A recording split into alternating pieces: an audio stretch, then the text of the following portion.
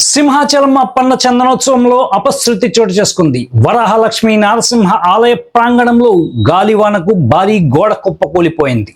ఈ దుర్ఘటనలో శిథిలాల క్రింద చిక్కుకొని 8 మంది భక్తులు మృతి చెందారు.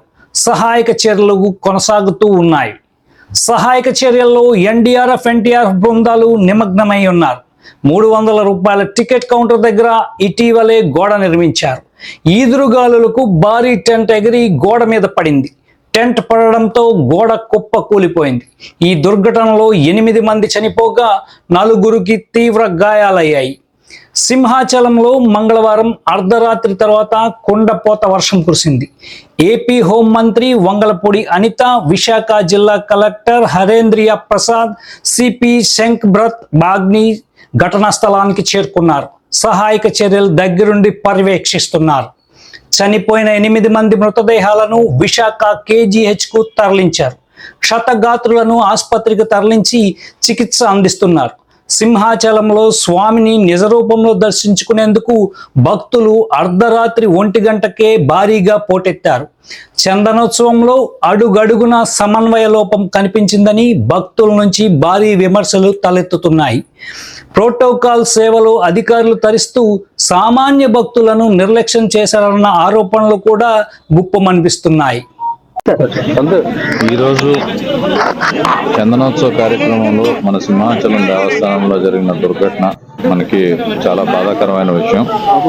ఇందులో మనకి కింగ్ జార్జ్ హాస్పిటల్కి 7 బాడీస్ని తరలించడం అనేది జరిగింది.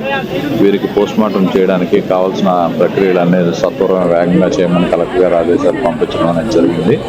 సో ఇందులో మనం 7గురిలో 3 ఫీమేల్స్, 4 మేల్స్ ఉన్నారు.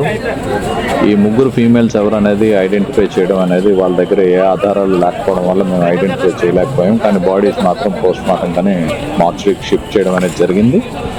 సో దీంట్లో ఒక మేల్ను కూడా మేము ఐడెంటిఫై చేయలేకపోయాం వాళ్ళ దగ్గర ఏ ఆధారాలు లేకపోవడం వల్ల. సో ఇందులో 3 అయితే డెఫినెట్గా మేము ఐడెంటిఫై చేసాం. వాళ్ళ దగ్గర ఐడెంటిఫై చేయడానికి ఆధార్ కార్డ్స్ ఉన్నాయి. సో దాన్ని బట్టి వాళ్ళ 3 పేర్లు మేము చెప్పడం అనేది జరుగుతుంది. ఎడ్ల వెంకట్రావు, మేల్ 45 ఇయర్స్ ఈయన. ఇంకొకరు పతి దుర్గా స్వామినాయుడు, ఈయన వయసు 33 సంవత్సరాలు. ఇంకొకరు కుంపట్ల మణికంఠ ఈశ్వర శేషారావు, ఈయన 28 ఇయర్స్ మేల్. సో వీళ్ళ 3 పేర్లు అయితే మేము ఐడెంటిఫై చేయడం అనేది జరిగింది. సో వీళ్ళందరినీ ఇప్పుడు మార్చురీకి షిఫ్ట్ చేసాం. సత్వరమే ఇంక్వెస్ట్ చేసి వీళ్ళకి ఇమ్మీడియట్గా పోస్ట్మార్టం చేసి బాడీస్ వెంటనే హ్యాండ్ ఓవర్ చేయమని కలెక్టర్ గారు ఆదేశాలు పంపించారు. సో దాని ప్రకారం మేమందరం ఇమ్మీడియట్గా ఇవి పోస్ట్మార్టం చేసి ఇమ్మీడియట్గా బంధువులకి ఇది పంపించడం అనేది జరుగుతుంది. సో బంధువులు ఇంతవరకు ఒక్కరు కూడా మా దగ్గరకు రాలేదు. సో బంధువులు వాళ్ళు ఇప్పుడు పేర్లు ఆ రీజన్ కోసం ఇప్పుడు ఎవరినైతే మేము ఐడెంటిఫై చేసామో ఆ పేర్లు అనేది చెప్పడం అనేది జరిగింది. ఈ మీడియా ద్వారా వాళ్ళు తెలుసుకొని వస్తే మేము వాళ్ళ దగ్గర. సో మహిళల ఏజ్ గ్రూప్ ఒకరు యంగ్ ఫీమేల్ అండి, అరౌండ్ 30 ఇయర్స్ ఫీమేల్ ఒక అమ్మాయి ఉన్నారు. ఇంకొకరు 55 ఇయర్స్, అరౌండ్ 55 ఇయర్స్. ఇంకొకరు కూడా 50 ఇయర్స్, అరౌండ్ 50 ఇయర్స్ ఉంటారు. వీళ్ళు మహిళలు 3, ఒకరు 30, ఇంకొకరు అరౌండ్ 50 ఇయర్స్.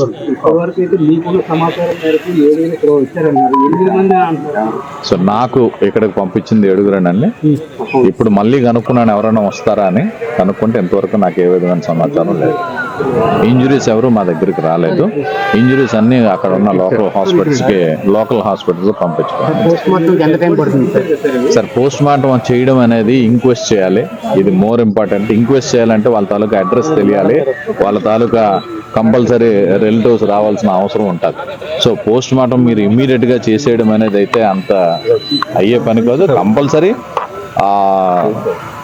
మృతుల తాలూకా బంధువులు వచ్చిన తర్వాతే మాత్రమే ఇది చేయడానికి మనకి ఆస్కారం ఉంటుంది. కానీ ముందు మేము ఎవరినైతే ఐడెంటిఫై చేసామో పోలీసు వచ్చి ఇంక్వెస్ట్ చేస్తే ఇమ్మీడియట్గా ఎంత వేగం పోలీసు వచ్చి ఇంక్వెస్ట్ చేస్తే అంత వేగం మేము పోస్ట్ మార్టం చేయడం అనేది జరుగుతుంది.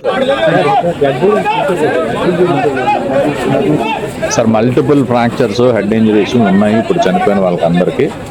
సో మిగిలింది తర్వాత మనం పోస్ట్ మార్టంలో తెలుస్తుంది. Thank you.